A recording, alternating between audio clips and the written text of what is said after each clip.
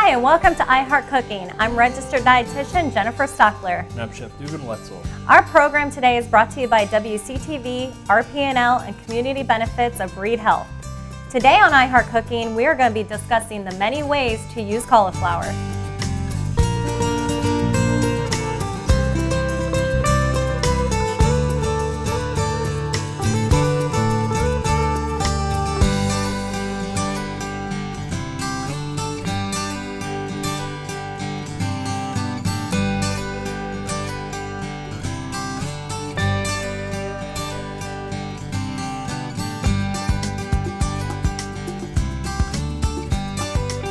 So today on iHeart Cooking, we're going to be talking about how we can use cauliflower in so many different ways. I feel like many times I meet with patients one-on-one and they're talking about how they just steam cauliflower or just add it to, like cauliflower and cheese, just very basic. Well, it's amazing how much you can use cauliflower with in so many different ways that people don't really realize. I feel like it is picking up in popularity with all the low-carb diets out there that we're seeing. Cauliflower is a nice way to kind of get rid of some of those extra carbohydrates.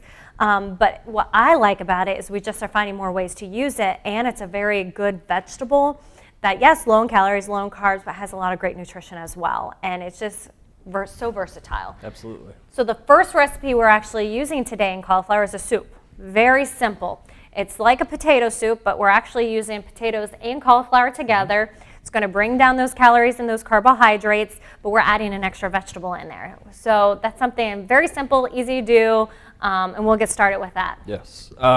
So first thing we're going to do, we are going to saute some onions just to soften them up, release some of that flavor, and then it's going to go right into our broth. We're also going to add our peppers.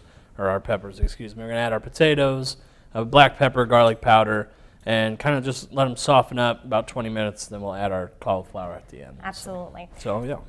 And we do have a pot of water here with some, you can do chicken broth or vegetable broth. You can do vegetable broth to make it vegetarian friendly or vegan friendly, but that's something that we already have that on here, getting warmed up. That is going to take a little bit. So we'll peel our potatoes here, we'll get our onions together, and before long this will be simmering. And we can move on with our next dish here. Yep, absolutely. So with your potatoes, we've got them peeled. What we're going to do is just there's some black spots in there. Easy way to fix that. Get your knife and just kind of work your way through them until you can't see them anymore. You can do it with a peeler, but then you're continually just scraping and scraping and scraping. But if you got a deep one, you can get your knife out and take care of it pretty quickly.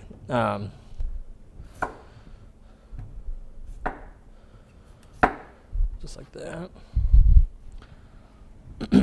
Gonna just rough chop these. You want to do this fairly quick because potatoes, like apples and other fruits and vegetables, oxidize on you. They start turning brown pretty quick. So you want to get these in some sort of liquid pretty rapidly.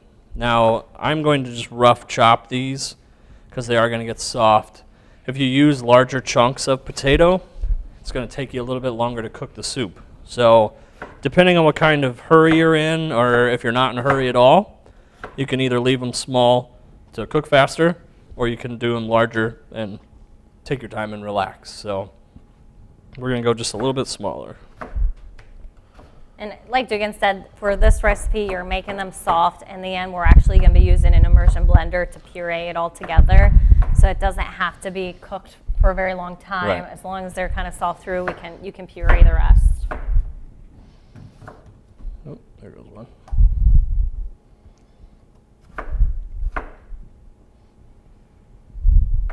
Really starchy potato.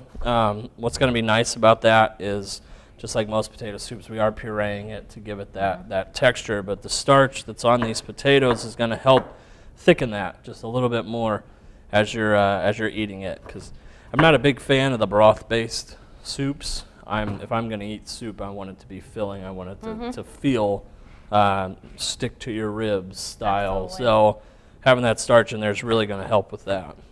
And the nice thing I like about this is it is more cauliflower based, but instead of just doing like plain cauliflower, the just a little bit of these potatoes is going to add that creaminess to there that you associate more with like a potato soup. But again, we're dropping the calories, the carbs, with only adding 2 of the potatoes versus adding a pound of potatoes.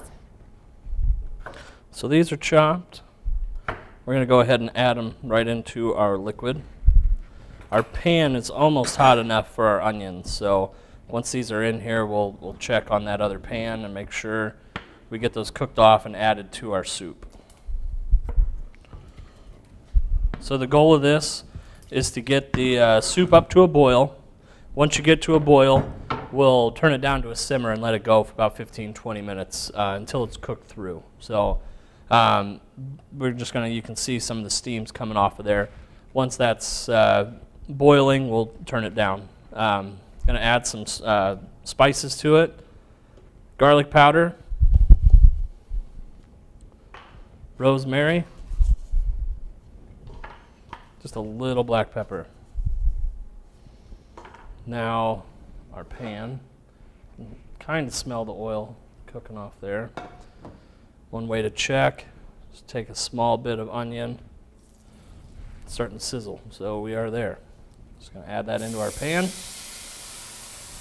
Saute that so it gets nice and soft, and then it'll go straight into our soup. Couple minutes. And that's going to add an extra flavor there, getting a little bit of that fat on there, kind of browning it, caramelizing it, just to add more depth of that. So while we're waiting here, our onions are starting to get translucent, maybe another minute or so, and we'll add it into our pot. We're going to go ahead and cut up our cauliflower. I peeled all the green leaves off of there. Just going to go through and cut off the base. Make sure to get any of the loose greens here.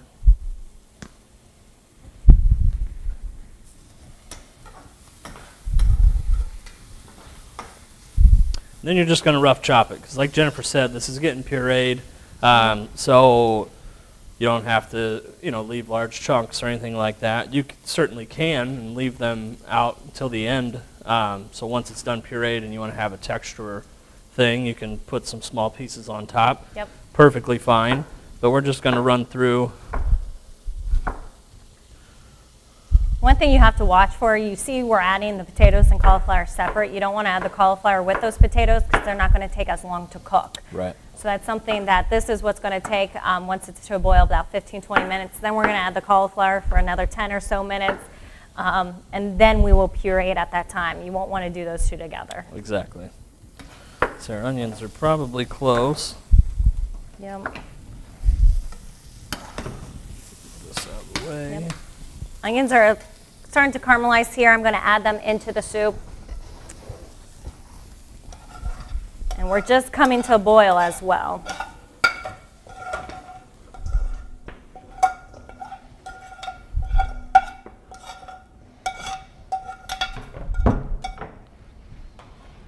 Give that a little bit of stir, incorporate all the flavor. So we're at a boil. We'll go down to a simmer and let it simmer for about 15 minutes. Mm-hmm.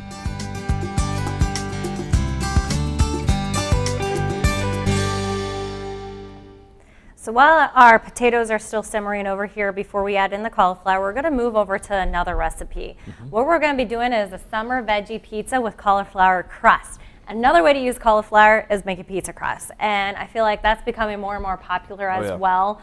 And it's a great way, and this recipe is packed full of veggies. Oh yeah, that's pretty much the whole thing. Head of cauliflower, you want 1 head of cauliflower, about 4 egg whites, not the yolks, a little bit of mozzarella cheese, just as a binder. Same thing with the, we're using a shredded or a grated Parmesan cheese. You can use shredded if you'd like. It'll melt, it'll kind of help hold everything in place. We're seasoning it with garlic powder and black pepper. You can use Italian seasoning, anything like that, just to mix it up, put it in with the crust itself to add more flavor to it. Absolutely. So we're just going to rough chop the cauliflower. We're going to use what was left from the first recipe, the soup. And all of that's going to go into this food processor. Because the goal is once we get all the cauliflower chopped up, we're going to put it in here, and we want to make like a cauliflower know in the end to develop this recipe.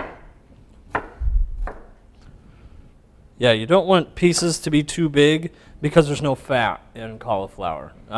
So when it cooks, it's not really going to go anywhere. There's no fat to leach out and attach to anything else. So you want it to be really soft. You want it to be able to blend with the egg whites, with the mozzarella cheese, so that it creates that crust. So we're just going to put it all in here.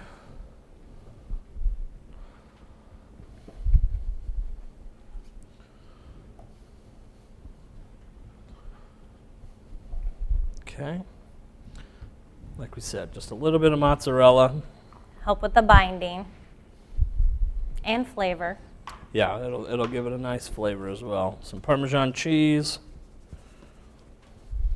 Give it that more saltiness there that you would see sometimes in a typical pizza crust.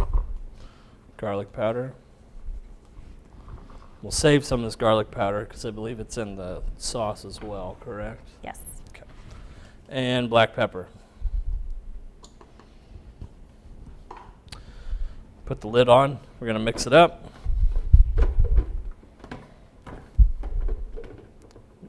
That's going to be an issue. There we go.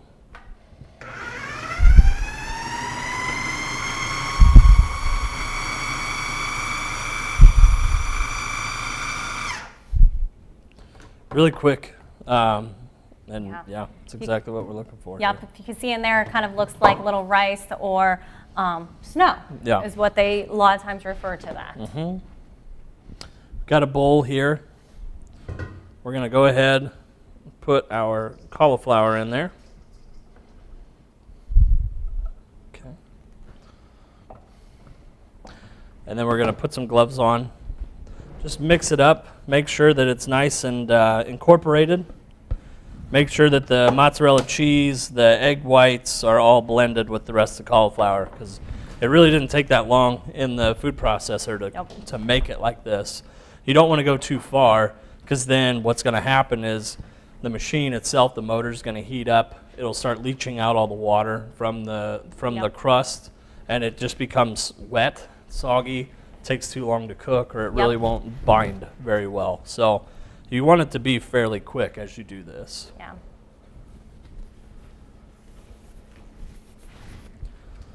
So yeah, just mixing it up, incorporating it all together.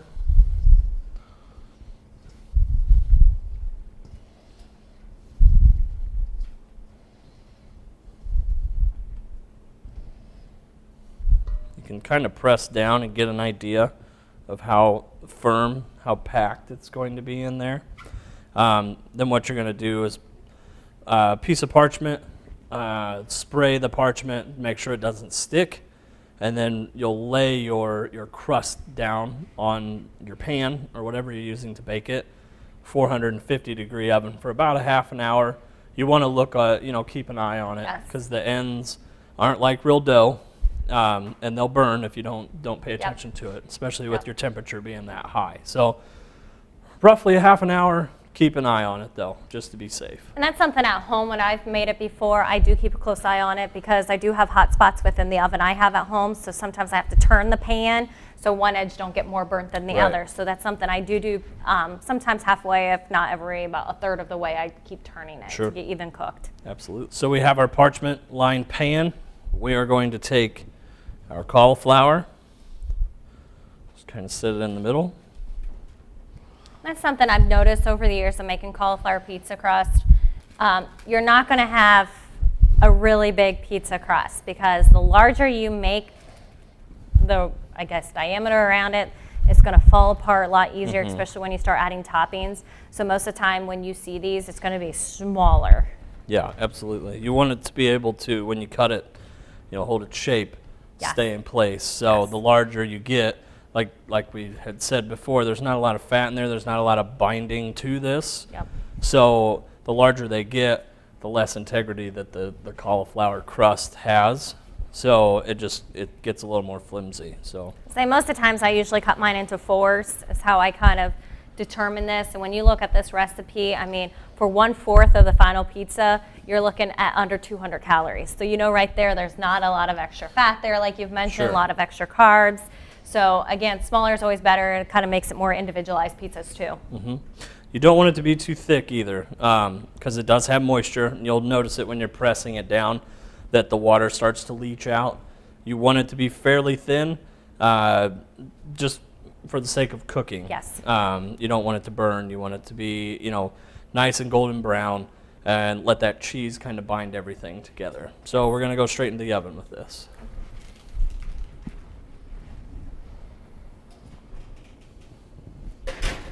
So now that the cauliflower pizza crust is in the oven, we're actually going to add our cauliflower to this to the potatoes here, and we're going to let them cook for another 10-15 minutes till they're kind of softened, and then we'll kind of blend them together. So we'll add that. We'll let them cook. We're going to make the sauce actually, so we're using a tomato puree here. We're going to add to a bowl. We're going to add a bunch of other ingredients there too. So Dugan over here is going to be chopping up some basil, fresh basil. We're going to add some nice mushrooms here to this, which is going to add a new depth of flavor and also texture to it. We're going to add some oregano and some garlic powder too.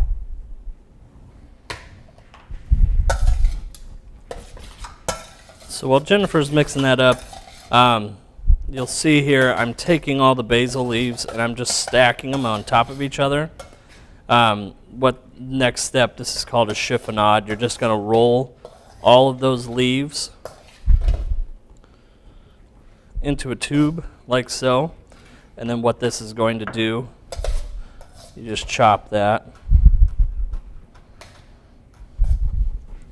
And they stay rolled. But when you loosen them up, they become little ribbons. They're really nice, great for garnishing things, Yes. great for adding them into this. Yes. Since we're not cooking this tomato sauce other than 5 minutes in the oven, fresh basil is perfectly fine. If we were going to take the tomato sauce, put it in a pot, and cook it down, definitely want to look at using dried herbs then, just because these will lose all their oils, lose Yep. all their flavors, and then you just have brown strands of leaves that have no flavor in there anymore. I was going to say, and I like the idea of how you cut that up as well, because you're attacking still all the oils in there Right. instead of chopping it on that board and losing them all. So Right. again, we're adding, still incorporating the flavor. Absolutely.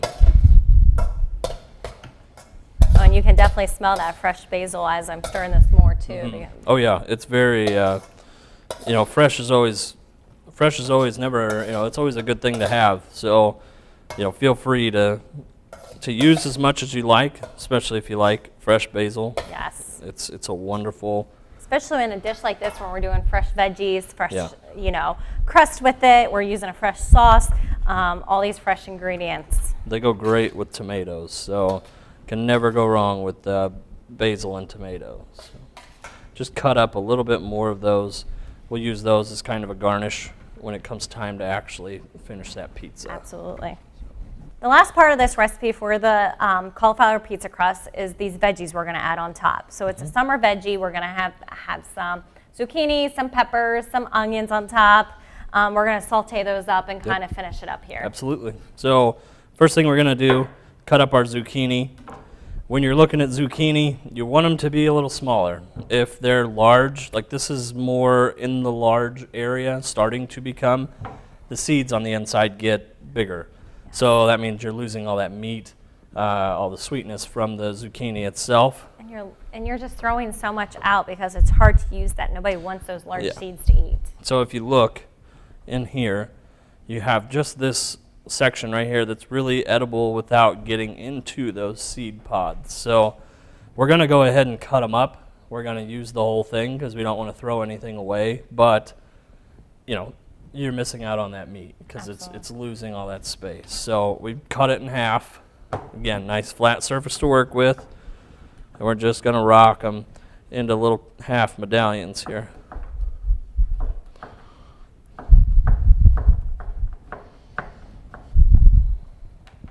So that's going to be a decent amount. Going to go ahead, make sure the sticker's off our pepper. Nice red pepper. We have some more white and greenish here. We're gonna add some red with the red pepper. We got a red onion, get more of that purplish color there. And then you have your white crust that's gonna be a little bit browner after cooking. Your red sauce, we're getting a lot of color in here. I'm always a fan of more veggies. It's one thing I see when I meet with patients that's probably most commonly across the board. Most individuals don't get enough of them. So this recipe just really excites me that we're getting a large variety of different ones. Absolutely. So we're going to go ahead and leave the peppers stripped. We're going to cut them thin because the oven is set at 450 right now while the cauliflower is finishing. We're going to bump that down to 425 for the tomato sauce and the vegetables. Only going to take about 5 minutes to heat up. Really what we're doing is just letting the cheese melt on top of it. Yep. And then absolutely. It's ready to serve. So we want to do them thin enough that they get cooked, but not so thick that they're going to be hard and difficult. You know, when you take a bite, the whole thing is going to go sliding off of it for you. So those are ready. Get the onion here. Our pan's been heating up, so we're going to go ahead and add our oil. Get that good and hot. You can see it. Yep, you can see right away when he dispersed it that the oil kind of already started liquefying a little bit more, getting more loose. You can definitely see it's nice and warm in there, getting ready to saute those. Absolutely. It's going to add a nice kind of flavor profile to this dish as well. So just being in the oven, you're getting some more of that saute kind of caramelized flavor on top. Yep. Just going to do half medallions again. And with this, you know, there's so many rings in there that you don't have to cut up the whole onion. You can save it, put it in a bag, put it in the refrigerator.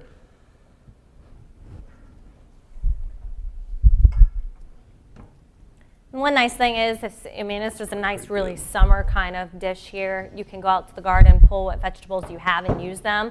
That's something you could be using yellow squash with this. You can use any color, red or peppers, any of the onions you have. Just a nice dish to kind of use up a lot of different things there. Absolutely. So this really isn't going to take long. We've cut, like I said, stuff's cut pretty small. Just heating it up, creating another depth of flavor with the oil and the pan. And then once our cauliflower crust is done, we'll pull it out, put our sauce on top, followed by this, a little bit of mozzarella cheese back in the oven. Yeah. Yep.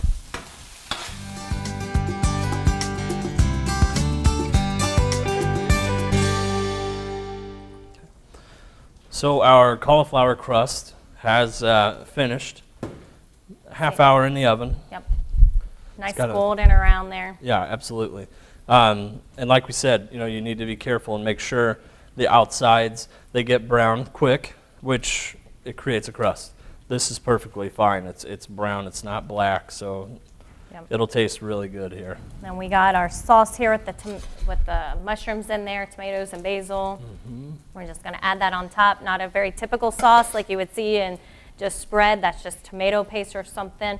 Here you actually got some chunks in there, which is going to add to that kind of summer vegetable feel. Yeah. Well, it's got a nice acidity to it. It's going to be very sweet, especially in that oven. It's really going to, that heat's going to liven up that flavor for us. It's got the fresh basil. Okay, there you go. Our peppers, onions, and zucchini. See, they have a nice kind of shine to them. They're cooked down, they're gonna have a nice bite to it. Just a little bit crunchy, but you're not gonna have it where it's the mushy or too crunchy either. Right. And plus we're gonna be cooking it with the cheese on top just a little bit, which is gonna help incorporate all those flavors. Absolutely. Okay. So there's that. Mozzarella cheese.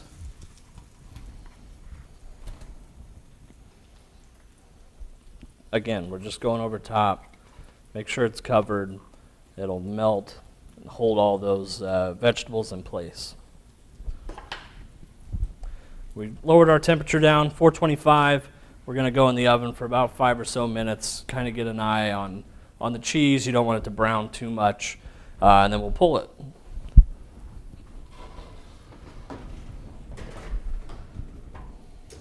So we have our soup here. That's all the cauliflower and potatoes are softened now. We're going to take a immersion blender, just kind of puree it up a little bit. And then last for this recipe would just be garnishing with some basil. Absolutely.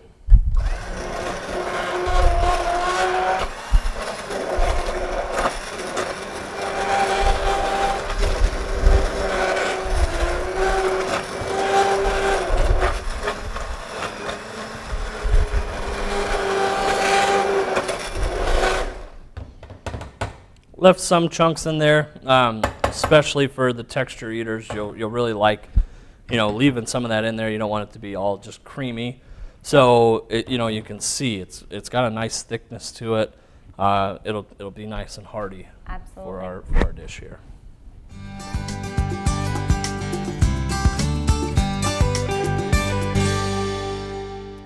So we have our 2 dishes complete. We have our cauliflower potato soup here, a finished product, a little bit of basil on top. And then we pulled out our summer veggie pizza with cauliflower crust. You can see we kind of added some fresh basil on top, cut it up, but we'll both give these a try because they look delicious, especially Absolutely. a summer veggie pizza. I can see with the soup we have those little bit of chunks in there, great for that texture and kind of presentation as well. Crust is holding up really well. Looks nice and brown on the bottom. That is packed full of flavor. I love the textures of it, that fresh basil on top. That is a really nice, to me, a kind of like soup salad kind of starter. If you're doing some courses, this would be perfect with that because it's not that heavy like a potato soup. It's just a little bit lighter than that, but you're still getting that creaminess from there. Absolutely. This is really good. You have the Parmesan from the crust really shines, really comes out in that. Vegetables are fresh, nothing's too mushy, not overcooked. It's and just a variety awesome. of color here. Great way to get a lot of those veggies in, and it just shows you how versatile cauliflower can be. Lots of other neat types of recipes out there. So hopefully you'll be able to enjoy some other types of cauliflower recipes besides just that steaming or with cheese on top. Thank you for tuning in to iHeart Cooking today. We hope you enjoyed all these different types of recipes using cauliflower. For more heart-healthy recipes, you can visit readhelp.org/iHeartCooking. We'll see you next month.